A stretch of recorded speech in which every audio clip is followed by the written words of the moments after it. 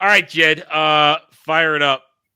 All right. So there's a little bit of lead up I want to do to prepare you guys for this trailer. So this last week, we finally got the release date for Doctor Who along with a poster. Want to just lead into that a little bit. We talked about it last week briefly, but it's only like a month and a half before the release that we're getting the release date, the poster, and the trailers, because we've gotten minor teases, but for season 2, but this is the first real big trailer. There's something wrong going on with the marketing, because we get Pink Doctor Who a month and a half before the release, whereas the previous season it was well over 2 months, wasn't it? They were just spamming shit constantly. Yeah, there was so much. There were multiple trailers, there were multiple teases, there were posters, there were Billy Gibson's tits were everywhere. Absolutely, they were everywhere. I mean, that probably was about half the viewership, and then when they realized that they weren't, showing them off, accenting them, that's when the viewership started to drop off. They closed that poor girl up too much in that. Well, there's some news I want to talk about before the trailer, because it's shown in the trailer, and I think you guys need the context before you see it. So we got this article from the Mirror talking about an episode that's going to be in season 2. It is basically Eurovision in space, and it is going to be the most expensive episode of the show ever made. There's more details to that, though. There's more. Apparently, there's going to be a shit ton of cameos. Like Graham Norton's going to be in it, and it's the episode written by Adam's favorite writer for season 2, the one he's looking forward to the most. The transgender writer who has no real experience in television is writing Eurovision in space, and it comes out the same night as the real Eurovision. They coordinated the release for that. I think that's why the release date was so early for this season, so that Eurovision and Space Eurovision could happen on the same day. That's sad. And the reason I point this out is we're going to see some of the footage from that episode, and you need the context that the transgender writer did it, and that it's the most expensive episode in the show's history, which is impressive considering with Disney's involvement in the last season and this season, the budget's exploded with reports up to $10 million an episode, which is not okay for the show, especially when they look like crap from a CGI perspective, set perspective, everything. So I think we're prepared for this. Do you guys feel prepared? Oh, I'm always prepared for a little bit of shooty. A little bit of shooting. And so before we dive into it, Dre, do you remember we were talking about her just a moment ago? Big Tits McGee's version on Doctor Who. What's her name? Rose? No, Rose is the trainee. Ruby. Ruby Sunday. Rose is the tranny. It's so confusing. But Dre, so they think they're very clever. The blonde chick who was the companion in the first season, her last name was Sunday. And this Indian chick that we're going to see in season 2, her name is Monday. Monday, but everybody says Monday. So, got good. They're so clever, Dre. All right. It's spelled with the U, though, so it's better. Yeah, let's do it.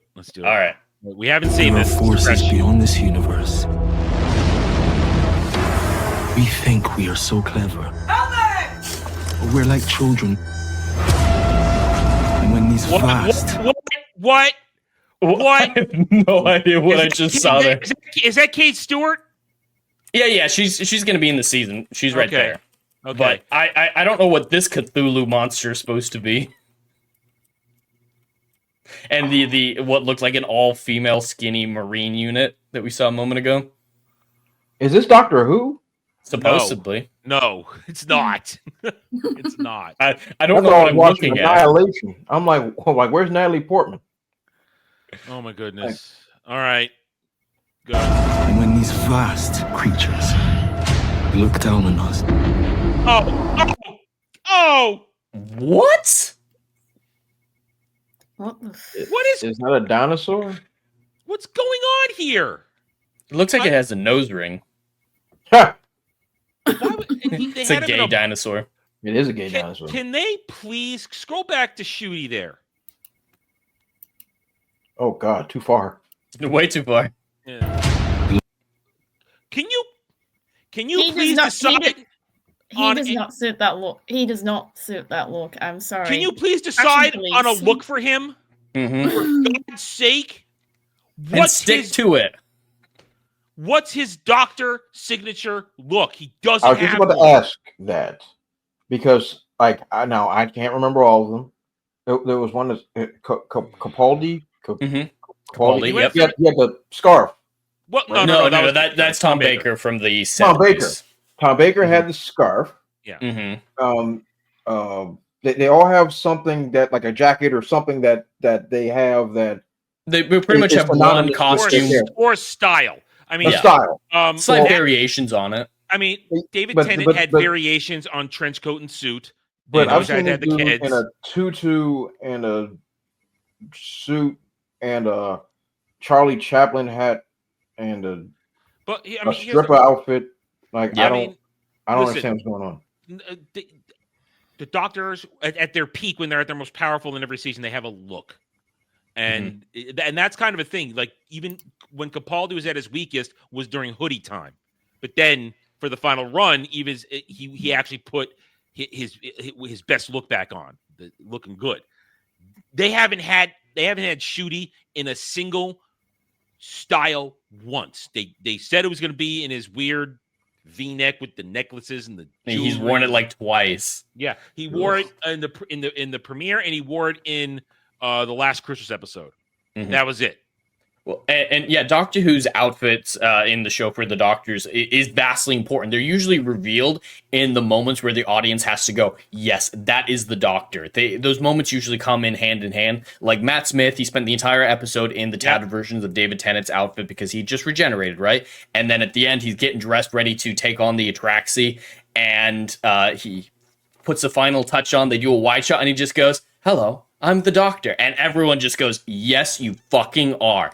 Those moments are iconic. They're very important. David Tennant's was slightly different. He was in his pajamas during the yes, you're the Doctor moment. But still, when he got the outfit on, came to Rose, that was a more intimate moment because it was the moment that she realized he was the Doctor. The smile that they shared together was a lot more intimate than Matt Smith. But yeah, every time you see the Doctor in their costume for the first time, it's supposed to mean something. It's supposed to matter. I mean, the Jodie Whittaker one was absolutely terrible, if you guys remember that. She went to a department store and was trying on a bunch of clothes while her three companions were like, no, girl, that doesn't work for you. Oh, you got to try this. And it was like this catty fashion show. And then she ended up putting on a rainbow t-shirt, khakis that went just below her knees, and this weird white trench coat looking thing. Yeah. And she's Suspenders. Oh yeah, and the rainbow suspenders, and it was just gross. But yeah, he's never had a moment like that. When we saw him in that supposed outfit, he just was sort of in it in Millie Gibson's first episode. Like they didn't really show him picking it out or coming out in a triumphant moment. He was just in a gay club, walks out and is like, "Oh yeah, I want to get snowmaned." What does that mean? Oh, you need to look that up. This is not Ballbusters. We are not talking about that. He snowman falls on him like a display snowman, and he's like, "Oh, I wasn't expecting to get snowman tonight." And let's just say it is a homosexual sex act. We won't go into details, but it is an actual thing. Gotcha. Yeah. You said enough. So I don't need that in my search history. This ain't working. No, this ain't working. Yeah, he wears a different costume every episode. Yeah, all right, let's go. Look down on us. Our entire reality is in danger. So what's your name? Just the Doctor. All right, then. I'm called the Nurse. They're so clever. Why does he have a fro again? The what? What'd she call herself? The nurse? The nurse. The nurse. He's the Doctor, so she's the nurse. Is that what we're going to call her, the nurse? God. I miss when companions had epic names like the woman who walked the earth, the girl who waited, the impossible girl, as much as Clara had her issues, and the most important woman, Bad Wolf. These companion nicknames were epic. Yeah. But yeah, I'm the nurse. I wish... And then the gay one for Bill. The gay one. That's what she was, the gay one. I miss when the companions were in awe of him. Mm-hmm. And realized that despite this human aspect, this human appearance, I'm in the presence of essentially a god. Mm-hmm. I miss that, but no, it's always snark. Snark. Hate it. No respect. No respect at all. They might initially, just think he's a normal man, but once the broader universe, the broader character is introduced to them, they all are just overwhelmed by it. Some people just freak out and lose their minds going into the TARDIS for the first time. Like, it's a big deal, and the companions are the ones he picks who can handle it and eventually get over that. But yeah, his companions, even Clara during the late Capaldi run, was just always so mean to the Doctor. Like, yeah, I'm his carer. I take care of this sad old man. I teach him how to be a good person. He's so dumb. Oh, the Doctor, he's an idiot. I'm the smart one. I'm the good one. I'm the important one. We don't want to see that with the Doctor. He's 2,000 years old, at least at the end of the Capaldi run. He shouldn't be being berated as an idiot. He's the best mind in the universe at this point. Yep. And just to mention, since we're getting a decent look at it here, the TARDIS interior always says something about the Doctor. This sterile hospital room of a TARDIS. There's no personality. Oh, the circle things. I like the circle things. Yeah, we all like the circle things, but give us something else. Oh, it's so sterile. Sometimes we get the pink colors. Sometimes we get a little bit of color variety. But yeah, none of this speaks to Ncuti's character. And it was so interesting how they did it. Like, Christopher Eccleston's was dirty, grimy, messy, poorly lit, because he was just coming off the Time War. He's in an immense PTSD state where his self-esteem is at its utter lowest. Yeah. So yeah, his TARDIS reflects that. And then Matt Smithy's chaotic mind, so there's wires everywhere, there's multiple levels, it's chaotic. And then Peter Capaldi, he's the sophisticated guy with the bookshelves. I loved Capaldi's interior. It was like this perfect little mansion inside there with a desk and a library. I loved Capaldi's interior so much. It was great. Yeah, all knew whose console rooms meant something until Jodie Whittaker, when it was just an upside down crystal spider with a boner. That doesn't say anything about her. This doesn't say anything about Ncuti either. All right, let's go. There is something already connecting us. I'm an ordained Anglican Marine. This is a time machine. Boom. I'm not. Show me him. Why do they keep doing this with him? Is it? What is he wearing? Why do they keep doing this with him? His outfits look absolutely terrible, and they're an eyesore. Can somebody just call the fashion police? It's not just the outfit. Listen. Yes, all the doctors, the actors are going to change their hairstyle, but they change it from season to season, not episode to episode. Ncuti's hair changes from episode to episode. Every outfit makes him look gay. Like, that t-shirt, it definitely is a gay shirt. Because that's all he is. His identity is I am gay one. And that they can't get away from that. Russell T Davies is gay. He's gay. So everything has to be gay, gay, gay, gay. That they've even admitted, yeah, that's why we're doing this. This is a gay show. And they have the Access Media over there in the UK saying, yeah, Doctor Who's always been an inherently queer show as a metaphor for gayness. Going back to the 60s, they're trying to make this argument. No. And so, yeah, why don't you like Ncuti Gatwa? You're just homophobic and too stupid to realize it was always this gay. Yeah. All right, let's go. I am not one of your adventures. You need to get me home. This might be the long way round. You're Scooby-Doo. Honey, I'm Velma. Turn this off. I'm Velma? I'm Velma? Velma's not even the leader, bro.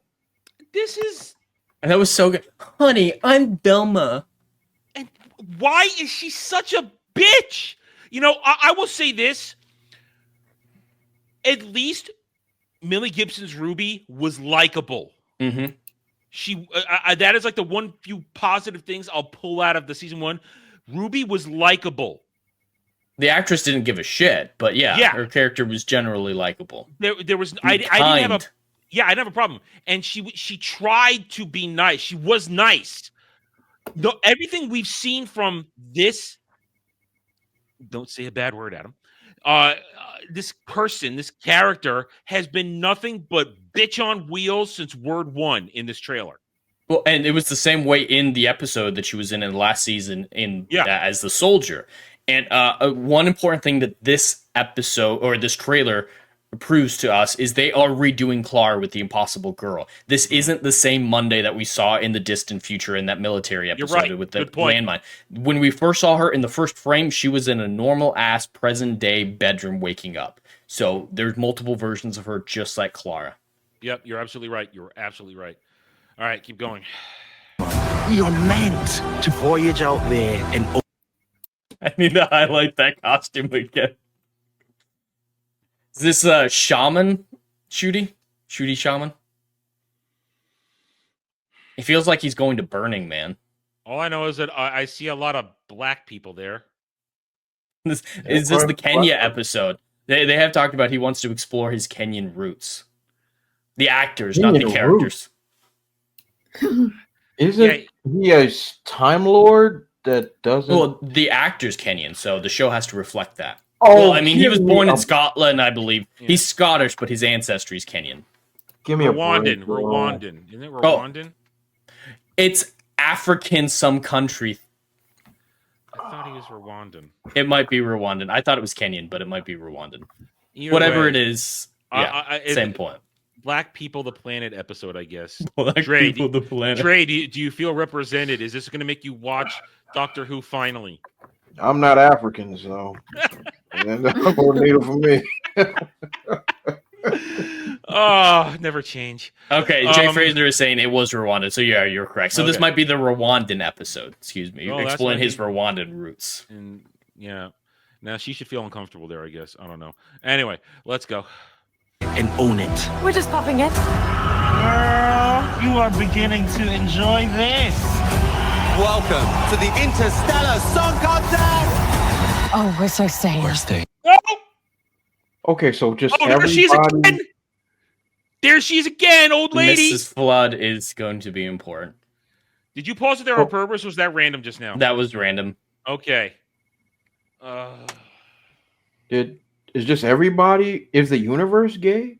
Yes. And apparently that's a cameo or something, like that guy who said, "Welcome to the Interstellar Song Contest." Apparently that's supposed to be some big British casting, but I have no idea who that is. Whatever. But yeah, Dragon Lady, do you know who that gay white man was? Could you go back to the... Welcome to the that guy on the left there.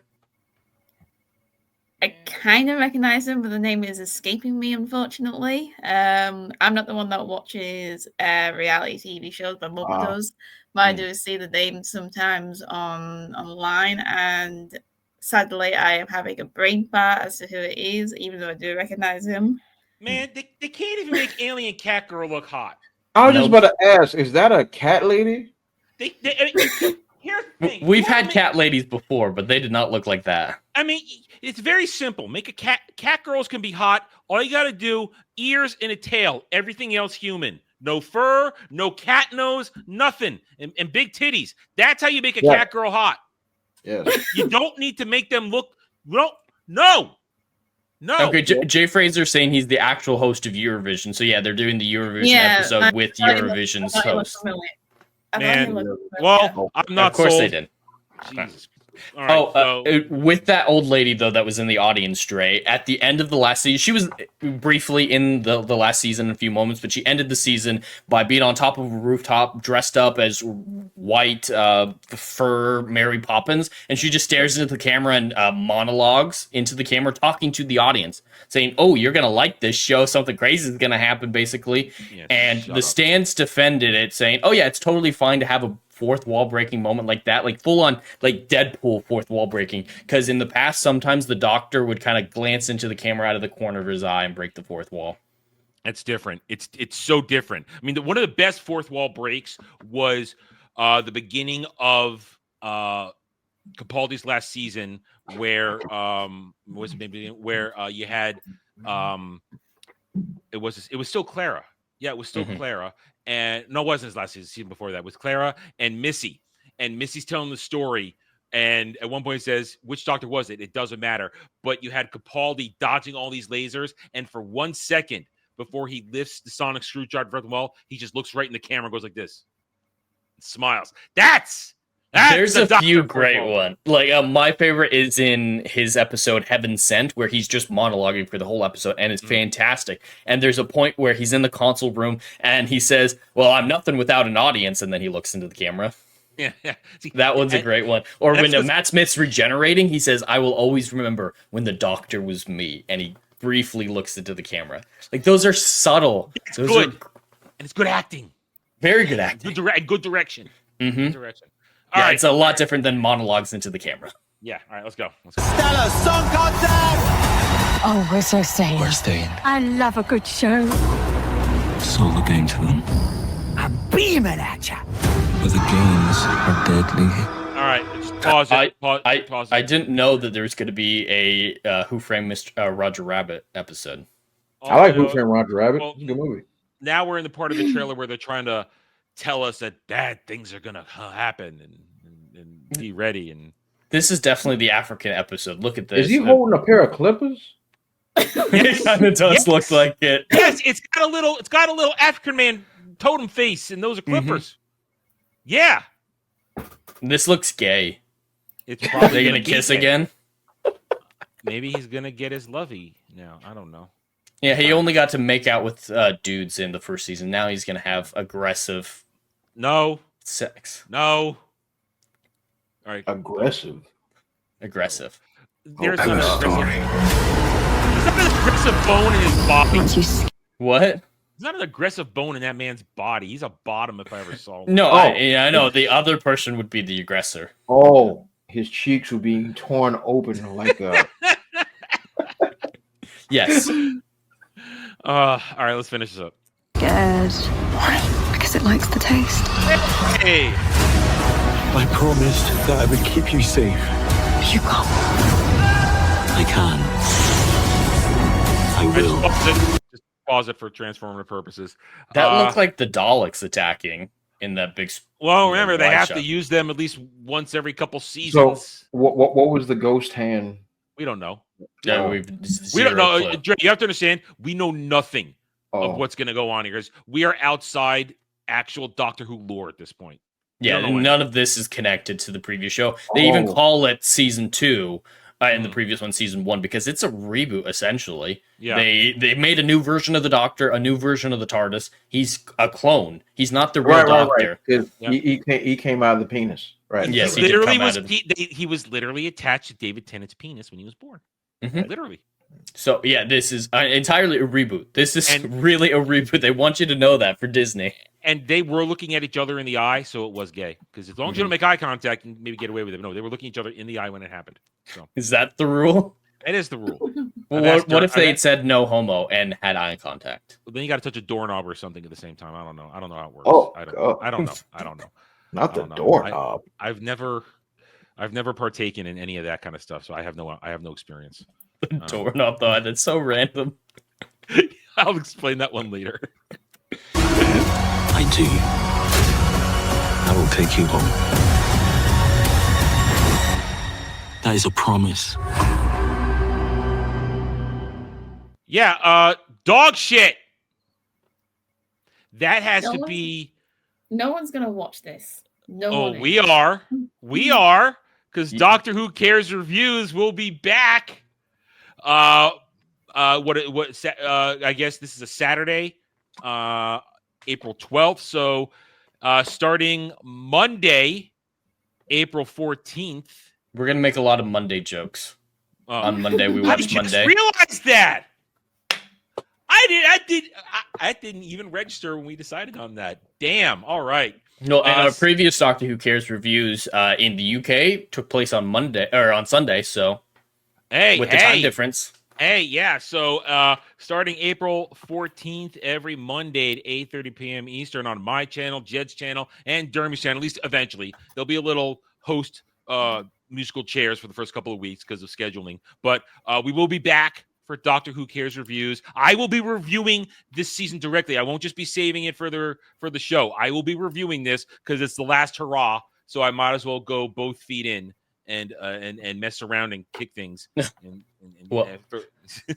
Are you predicting even lower ratings than last season's lowest rated episode in the history of the show? Yes, because nobody like Dragon Radio was right. Nobody's watching this except us. I pray for the day when it gets down to 1 million overnight views. It may in the UK, or even less. That would be glorious. Like, I think it is a bad idea to release an episode on Eurovision for a UK show. Like, if it was an American show, we don't watch Eurovision, so it's not that big of a deal. But in UK, it's still a very big show. So they think they're going to tie it in with the Eurovision episode. I think that's going to hurt it. So we might be looking at a 1 million for the Eurovision episode. And because we'll be technically doing Who Cares reviews a couple days after it, we might have the overnights by the time we get there. That would be glorious. We might. So join us for I guess it'll be the final run of Who Cares reviews. Hopefully. So we're gonna go into it. What's the ratio on it so far, or what's the ratio the trailer? Yeah, no one's seen it yet. It's got 28,000 views. Wow. Here, let me refresh just to make sure. Okay. Because I did set this up at the beginning of our stream. Yeah. Oh, no, still 28,000 views on the official Doctor Who YouTube channel. I mean, it's not going to get ratioed because nobody hates it enough to know about it. No one's watching it. Yeah. Yeah. So this thing is this is disaster waiting to happen. We're gonna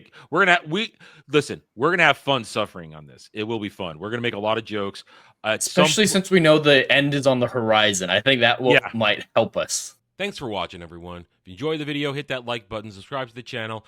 Check out my gaming channel at Renaissance Nerd Arcade and follow me on X Twitter under @TheRedNerd. Thanks again for watching. Take it easy.